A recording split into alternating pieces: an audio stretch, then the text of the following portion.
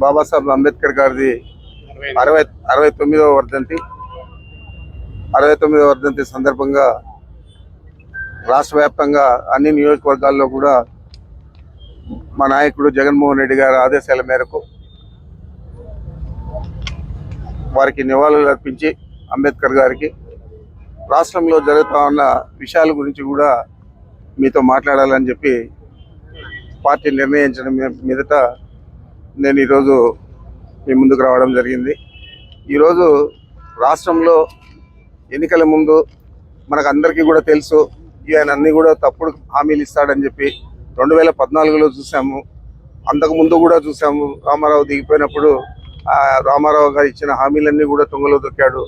మరి ఆ విధంగా ఈరోజు హామీలను అడిగితే సోషల్ మీడియా నెటిజన్లను కానీ యువకులందరినీ కూడా సోషల్ మీడియాలో మీ హామీలు నెరవేర్చలేదని అడిగితే వాళ్ళందరినీ కూడా అనేక రకాల ఇబ్బందులు పెట్టి మానసికంగాను శారీరకంగాను వారిని పోలీసుల ద్వారా చాలా ఇబ్బందులు పెట్టి అనేక ఇక్కడ జరిగితే ఇతన్ని తీసుకుపోయి శ్రీకాకుళంలో పెట్టడం, శ్రీకాకుళంలో తీసుకొచ్చి ప్రకాశం జిల్లాలో పెట్టడం, ఈ విధంగా అనేక రకాల కేసులు పాతవన్నీ కూడా తోడి చేస్తూ ఉన్నారు. మరి ఇది అంతా కూడా ప్రజలు గమనిస్తూ ఉన్నారు. హామీలు నెరవేర్చకుండా హామీలను నెరవేర్చండి అని అడిగితేనే ఈ విధంగా ఇబ్బందులు చేస్తూ ఉన్నారంటే దాని గురించి మనం ఆలోచన చేయాలని చెప్పి మీకు మనవి చేస్తూ ఉన్నా.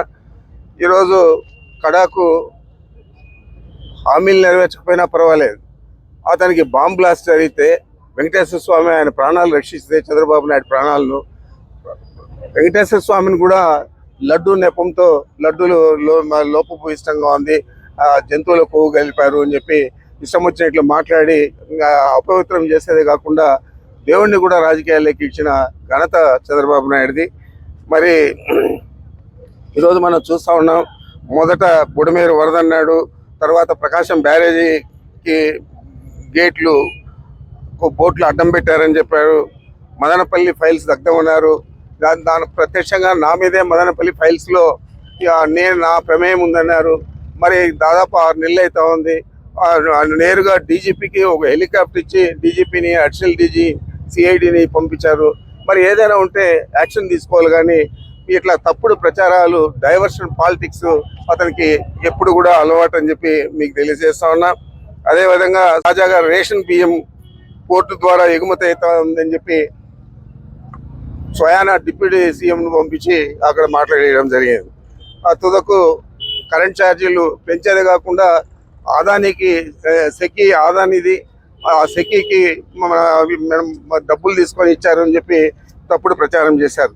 ఈరోజు నేను మీ అందరికీ తెలియజేస్తున్నా, భారతదేశంలో ఏ రాష్ట్రంలో కూడా ₹2.49 యూనిట్ విద్యుత్ సరఫరా చేసే అగ్రిమెంటు సెకీ ఎక్కడ ఏ రాష్ట్రంలో కూడా చేసుకోలేదు. కేవలం మన రాష్ట్రం అంత తగ్గించి తీసుకుంటే దాన్ని అప్రిషియేట్ చేయాల్సింది పోనిచ్చి, పొగడాల్సింది పోనిచ్చి, ప్రభుత్వం తీసుకున్న చర్యలను సమర్థించాల్సింది పోనిచ్చి దానికి కూడా అవినీతి అండగట్టడం జరిగింది. ఈరోజు విద్యుత్ ఛార్జీలు పెంచనన్నాడు ఎన్నికల ముందు. నేను వస్తే ఉండే ఛార్జీలు కూడా తగ్గిస్తాను, జగన్మోహన్ రెడ్డి గారి ప్రభుత్వం చాలా పెంచేసింది అని.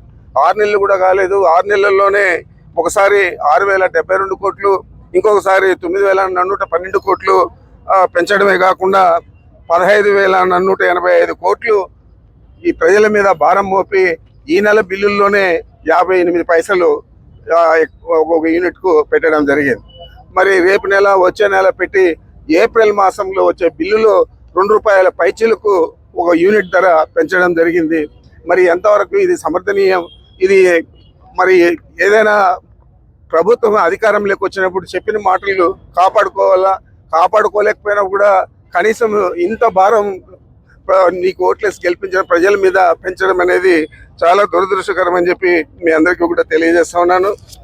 ఎస్టీ ఎస్సీ కాలనీలు ఎప్పటి నుంచో ఎన్నికలైనప్పటి నుంచి ఇప్పుడు దాకా అన్ని నెలలకు కూడా బిల్లులు కట్టి మన ప్రభుత్వం 200 యూనిట్లు ప్రతి ఎస్సీ కుటుంబానికి కూడా ఉచితంగా ఇస్తే ఈరోజు బిల్లులు కట్టి ఆ బిల్లులు చెల్లిస్తే సరే, లేకపోతే కరెంట్ కట్ చేస్తామని చెప్పి చర్యలు తీసుకుంటామన్న పరిస్థితులు మనం చూస్తూ ఉన్నాం.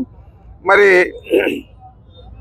మొత్తం మీద ఈ సెకి ఒప్పందం ట్రాన్స్మిషన్ ఛార్జెస్ లేకుండా ₹2.49 ట్రాన్స్మిషన్ ఛార్జెస్ కలిపితే ఇంకా చాలా ఎక్కువ అవుతుంది.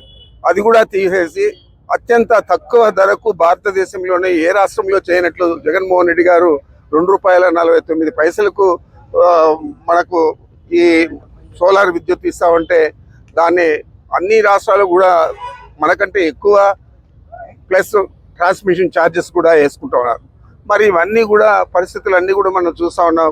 ఎంత హృదయ విదారకంగా ఈరోజు బాలికలు రేప్ చేయబడుతూ ఉన్నారు, చంపేయబడుతూ ఉన్నారు, మహిళలకు రక్షణ లేకుండా పోయింది.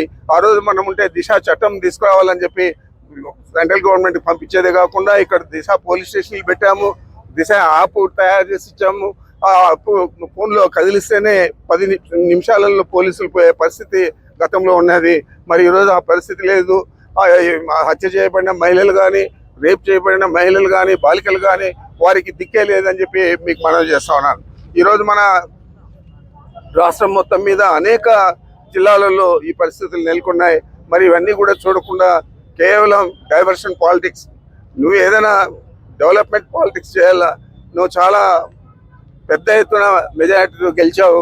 మరి ప్రజలందరూ కూడా నిన్ను నమ్మి ఓట్లేశారు. మరి వారి నమ్మకాన్ని ఒమ్ము చేస్తా ఉన్నావు.